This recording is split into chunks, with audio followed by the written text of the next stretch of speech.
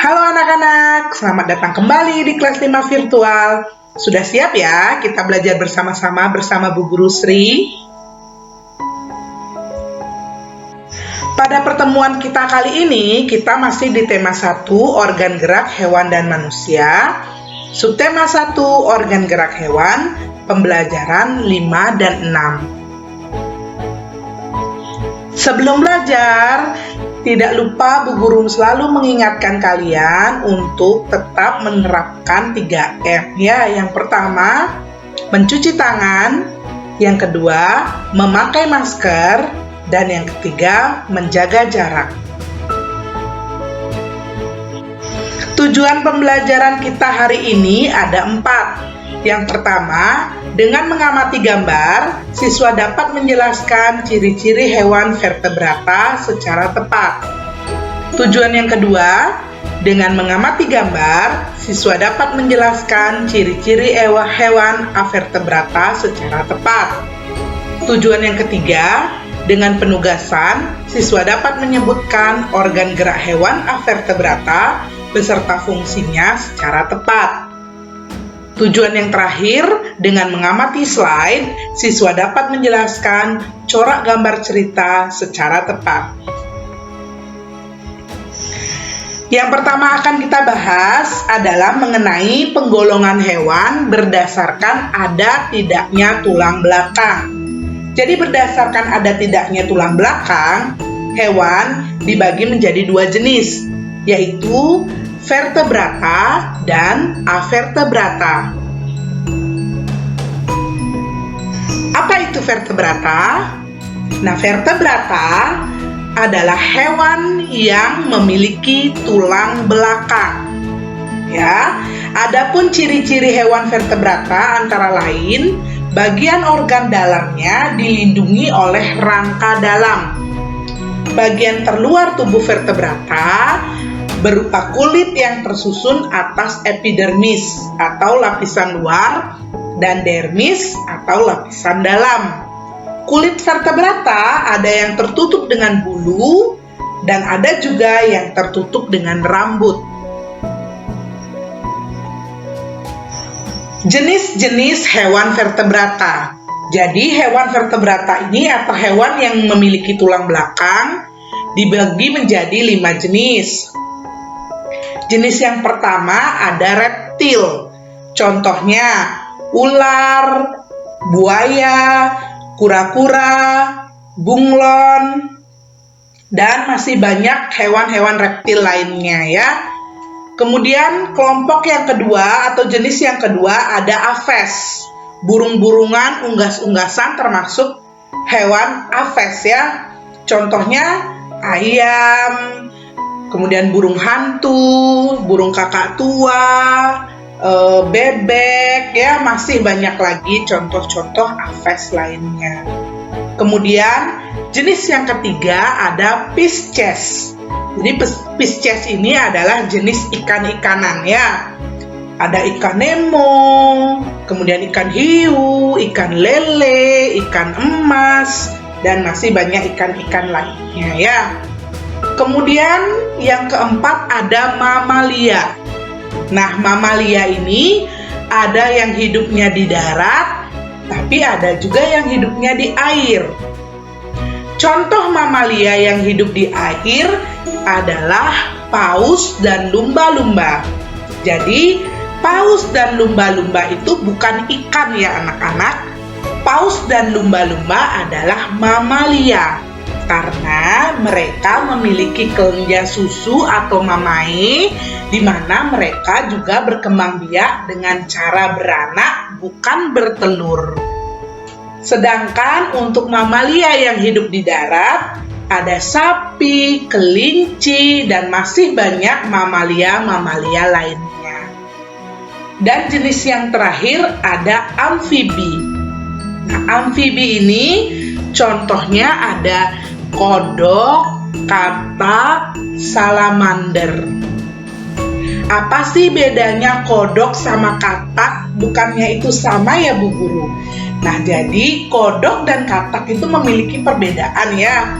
Kalau kodok, nah seperti yang kalian lihat di gambar, umumnya memiliki kulit yang lebih kasar teksturnya ya.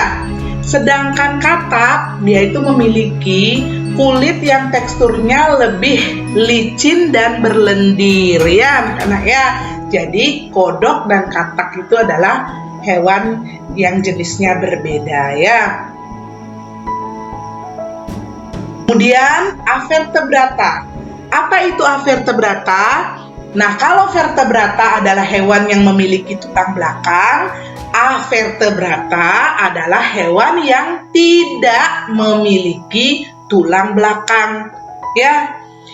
Adapun ciri-ciri hewan avertebrata antara lain biasanya susunan syarafnya berada di perut, memiliki rangka luar, dan otaknya tidak terlindungi oleh rangka. Contoh hewan avertebrata. Nah, ini adalah contoh-contoh hewan yang tidak memiliki tulang belakangnya anak-anak. Kemudian dia itu katanya susunan syarafnya di perut. Jadi rata-rata dia itu ada yang bergerak menggunakan perut, misalnya seperti cacing, siput, kemudian bintang laut, kaki seribu. Nah, kemudian ada juga contoh yang lain dari hewan avertebrata ini, udang ya, kemudian belalang, laba-laba, lalat, nyamuk, lebah, ubur-ubur, dan masih banyak hewan-hewan lain yang termasuk jenis hewan avertebrata. Nah, tadi kita sudah sempat membahas tentang siput yang merupakan hewan avertebrata. Nah, sekarang coba anak-anak amati organ gerak siput. Seperti yang Ibu jelaskan sebelumnya, kalau hewan avertebrata itu umumnya susunan syarafnya itu ada di perut. Ya. Nah, siput pun juga begitu. Dia itu organ geraknya adalah kaki perut dengan bentuk yang pipih dan lebar. Apa fungsinya kaki perut itu? Fungsi utama kaki perut pada siput adalah untuk bergerak dan berpindah tempat ya. Nah, berdasarkan contoh siput tadi, kerjakanlah tugas 1 berikut ini ya. Ada 3 hewan yang harus kalian tentukan organ geraknya dan fungsi organ geraknya. Yang pertama belalang, yang kedua cacing, dan yang ketiga ubur-ubur. Nah, kerjakan tugas ini di buku latihan kalian ya.